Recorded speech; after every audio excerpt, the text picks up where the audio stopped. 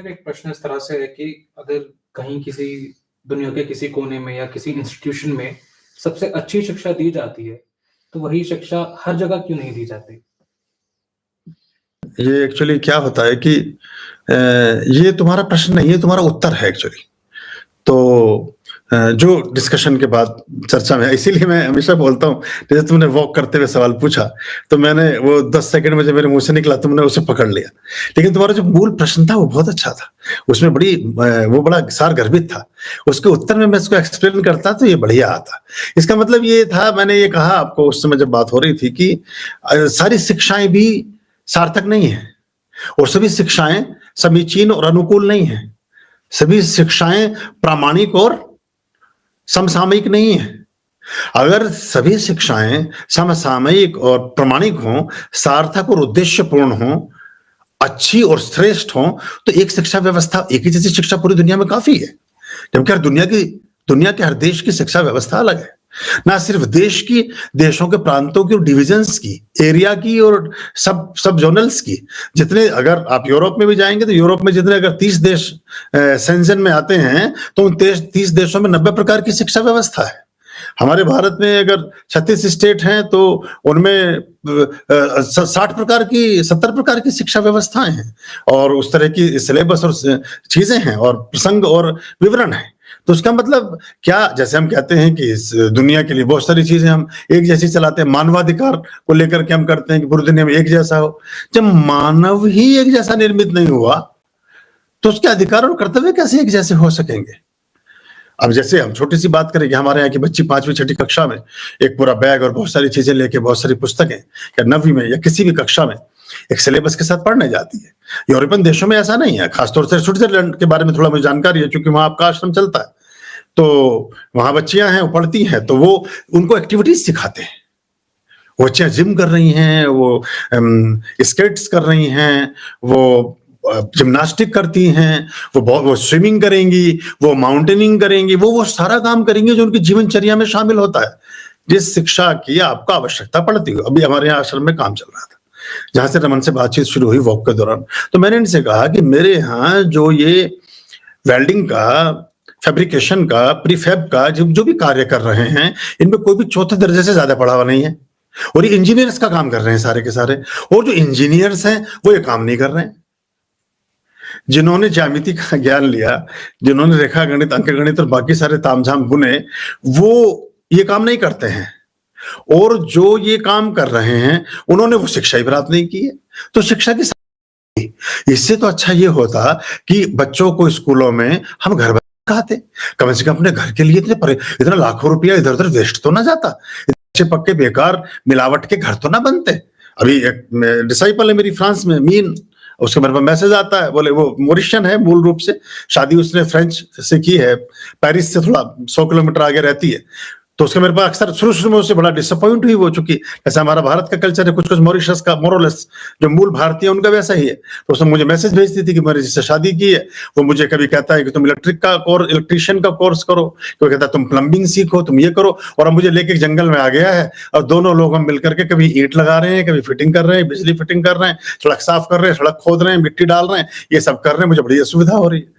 तो वहां और कोई आदमी मिलता नहीं है, और मिलता है तो इतना महंगा है कि आप सोच भी नहीं सकते। भाई एक छोटी सी कंप्लेंट करने के लिए आदमी, अगर मैं स्विट्जरलैंड की आपको उदाहरण दूं तो 30-40 हजार रुपये ले लेगा। तो वो, अब आप सोच सकते हैं कि कितना उसका हिसाब बैठता है। तो शिक्षा की, तो इसका मतलब एक तो शिक्षा क्या है कि फिर तो शिक्षा देश काल और परिस्थिति के अनुसार हो गई। अब और एक चीज और सुनिए, अभी जैसे एक जर्मन के एक प्रोफेसर है, अब वो जो भी व्यक्ति, कोई भी व्यक्ति, अब देखिए वो कहते हैं कि दुनिया में जर्मन सबसे श्रेष्ठ हैं।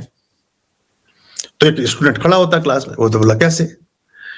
बोले आप देखिए पूरी दुनिया का नक्शा आप लीजिए। बोले हम पूरी दुनिया का नक्शा हमने लिया। बोले फिर पूरी दुनिया में बाकी देशों के साथ आप तुलना कीजिए, हम सबसे श्रेष्ठ हैं कि नहीं? हमारी हाइट ज्यादा अच्छी, हमारे फ्रूट्स ज्यादा अच्छे, हमारी भाषा ज्यादा अच्छी, हम बीमार कम पड़ते हैं, हम सब वो कर। फिर उसने उसको मतलब बिल्कुल फिर सीमित करते करते फिर वो जर्मनी में वो बिल्कुल वहां जो है, जो आपकी यूनिवर्सिटी है उसके पास ही पहुंच गए वो। फ्रैंकफर्ट के पास ही आ गए और वो कहते हैं कि फ्रैंकफर्ट ही सबसे श्रेष्ठ यूनिवर्सिटी दुनिया में, और फ्रैंकफर्ट में भी ये हमारा संकाय है, हमारी जो डिवीजन है, ये सबसे श्रेष्ठ है, क्योंकि आपने इसे चुना है। अगर आपने डिवीजन ने चुनी होती तो श्रेष्ठ कैसे होती? फिर वो कहते हैं कि सबसे श्रेष्ठ प्रोफेसर में, क्योंकि मैं तुम्हें सबसे ज्यादा पसंद आता हूं, तो पूरी दुनिया में सबसे श्रेष्ठ व्यक्ति वही हो गया, और सबसे श्रेष्ठ आप जो सुन रहे हैं, और सबसे श्रेष्ठ वो जो सुना रहा है। तो ये इस तरह से हमारी पूरी दुनिया का सिस्टम चलता है, पर ये ऐसा ही रहेगा, क्योंकि हाँ, कुछ चीजें यूनिवर्सल वैल्यूज हैं और कुछ चीजें शिक्षा व्यवस्था में थोप दी गई, कुछ चीजें कृत्रिम रूप से ढाकी गई और रोपी गई, जिनका कोई उपयोग नहीं होता, जिनमें राजनीति का एक बहुत बड़ा योगदान रहा। लोकतंत्र के बड़े फायदे हैं, लेकिन उससे भी ज्यादा कभी कभी नुकसान भी होते हैं। इससे उससे भी ज्यादा कहीं पर कुछ चीजों में मनुष्य को स्वतंत्रता बचती नहीं है, वो स्वतंत्रता में उतना अच्छा काम नहीं कर पाता है, और वो फिर निरंकुश और उस तरह से हो जाता है। तो ये एक बात है। जो लोकतंत्र की दुहाई देते हैं, जब वो अपने ओरिजिन वाले देशों में जाते हैं तो बिल्कुल सीधे चलते हैं सड़क के बाईं ओर, यहाँ कमी निकालते हैं कि आप सड़क पार कर कोई ध्यान से नहीं करता, वहां बिल्कुल नियमों का पालन करेंगे, हेलमेट लगा के चलेंगे, और यहाँ आप सारे नियमों का पालन खुद नहीं करते। तो ये शिक्षा व्यवस्था का बड़ा एक अजीब मामला है, और ये मैन टू मैन डिफर करता है, और ये पानी ऊपर से नीचे की ओर बहता है। कौन है नियंता, किसने शिक्षा व्यवस्था बनाई, कौन उसके सिलेबस को डिसाइड करता है, उसकी विचारधारा और उसका अपना अनुभव और उसका जीवन को देखे जाने के प्रति दृष्टिकोण, इस सब में बड़ा मैटर करता है। उदाहरण के तौर पर अगर मैं शिक्षा व्यवस्था बनाऊं, तो मैं हो सकता है उसमें आदिशंकर को पढ़ाने लगूं, मैं उसमें कालिदास को पढ़ाने लगूं, मैं उसमें मीराबाई को पढ़ाऊं, है ना, परशुराम को पढ़ाऊं, अगस्त को पढ़ाऊं, कणाद को पढ़ाऊं, श्री राम और कृष्ण और बुद्ध और महावीर को पढ़ाऊं। अब कोई और दूसरा आदमी होगा जो साइंटिफिक दिमाग का होगा, वो उसमें ऐसे लोगों को पढ़ाएगा जो जिस तरह के हैं। अब और आगे चले जाओ, अब अगर इसमें कोई यूनिवर्सिटी ओसामा बिन लादेन खोल ले, तो उसमें रावण से शुरू करेगा वो, फिर वो आएगा शुंभ निशुंभ, है ना, चंड मुंड, फिर और जो जितने भी उसकी उसी वंश को बेचारा रिप्रेजेंट कर रहा है, लास्ट तक राक्षसी श्रेणी से, तो उसकी यूनिवर्सिटी में तो वो सिलेबस होगा, फिर वो उनकी कलाकारियां, उनकी विशेषताएं बताएगा। हमारे देश में ऐसे भी स्थान हैं जहां पर आज भी रामलीला नहीं होती है, वहां वो रासलीला करते हैं, भगवान श्री कृष्ण को मानते हैं। कुछ ऐसे वंशज, जैसे एक जगह है हमारे यहाँ, कई जगह हैं ऐसी जहां वो खरदूषण के जो स्थान हैं, उनके स्थान जो है वहां रामलीला नहीं होती है, वहां वो कृष्ण लीला करते हैं बस। और ऐसे कई सारे जगह हैं, तो ऐसे चलता है। और श्रीलंका में भी कुछ एरिया ऐसे हैं जहां रावण को ही हीरो मानते हैं आज भी। वो बात अलग है कि वो कैसा क्या रहा, वो अपनी जगह चीजें हैं। तो शिक्षा का बड़ा एक अजीब, और ये हमेशा इसमें जो गुरुकुल परंपरा थी, वो देशकाल परिस्थिति के अनुसार बदलती रहती थी। उसमें आचार्य और गुरु वो सिखाते थे जो आपके लिए उपयोगी था। वहां बच्चा गाय का दूध भी निकाल रहा है, वहां वो खेती बाड़ी भी सीख रहा है, वहां कृषि और मौसम और वनस्पति का ज्ञान भी पूरा ले रहा है, वो तलवारें भी चला रहा है, वहां वो रसोई घर में झाड़ू भी लगा रहा है, शाम को वो खाना भी पका रहा है, वो बाकी नीति नियम भी सीख रहा है। तो वो चंद्रगुप्त मौर्य बन के निकलता था, वो फिर तो चाणक्य के आश्रम से निकलता था। तो ये बड़ी एक बात थी, समग्र शिक्षा का मामला था। अंग्रेज इस बात से डरे। और देखिए, लूट डकैती किसके यहाँ पड़ती है? डकैती या लूट किसकी होती है? किसी मजदूर या विपन्न आदमी की नहीं होती, दीनहीन आदमी की नहीं होती। शहर में जो सेठ होता है, जो साहूकार होता है, जो धनाढ्य व्यक्ति होता है, उसके घर डकैती पड़ती है। हम पूरी दुनिया के सेठ थे तो हमारी डकैती ही पड़ती रही। पूरी दुनिया भूखी नंगी थी, लूटती रही भारत को, और हम कभी एकजुट ना हो सके, हम इस बात को कभी सोच ना सके कि हम कैसे इस चीज से बच 17 बार एक आदमी एक ही स्ट्रेटजी को इस्तेमाल करता आ रहा है और हर बार उसके गुलाम होते जा रहे हैं। अभी मेरी बात चल रही थी, जिक्र चलता रहता, तो वो कि हम ऐसा कैसे हुआ कि हम तो देश में अलग अलग हमारे राजे महाराजा थे। अब पटियाला महाराजा से जाकर के मिलता है कोई आक्रांता, वो कहता है देखिए 2 स्थितियों नहीं है, हम महाराजा पंजाब पर हमला करने वाले हैं या महाराजा जम्मू पर हमला करने वाले हैं, आप बताइए आपकी क्या सिचुएशन रहेगी। आप उनका साथ, वो अपने यहाँ से हीरे जवाहरात रत्न मोती लेकर के पहुंचा है दरबार में, वो कहता है ये मेरी तरफ से भेंट। वो कहता है कि आपके यहाँ कुछ भी नहीं करेंगे ना, आपसे हमारे कोई शत्रुता है ना कोई बात है, लेकिन हम जम्मू महाराजा पर हमला करना चाहते हैं। तो कहते जी वो तो मेरे से बहुत दूर है, आप कर लीजिए जो आपको करना है, मैं इसमें साथ नहीं दूंगा।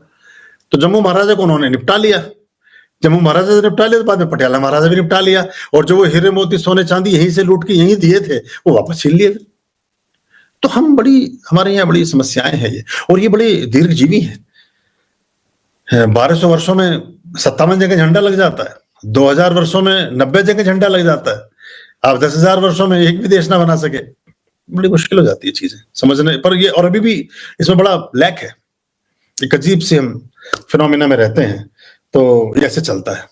आर्यं शरणं शुभमस्तु, संभवकरणं हरमस्तु, देवं वर्णं कर्मस्तु, पापं चरणं परमस्तु, पापं धर्मं मर्मस्तु, तारं धर्मं धर्मस्तु, हृदयं बीजं धर्मस्तु, शोकं दुःखं हरमस्तु, शोकं दुःखं हरमस्तु। आर्यं शरणं शुभमस्तु, संभवकरणं हरमस्तु, देवं वर्णं कर्मस्तु, पापं चरणं परमस्तु, पापं धर्मं मर्मस्तु, तारं धर्मं धर्मस्तु, हृदयं बीजं धर्मस्तु, शोकं दुःखं हरमस्तु, शोकं दुःखं हरमस्तु, पापं धर्मं मर्मस्तु, तारं धर्मं धर्मस्तु, हृदयं बीजं धर्मस्तु, शोकं दुःखं हरमस्तु, शोकं दुःखं हरमस्तु, शोकं दुःखं हरमस्तु।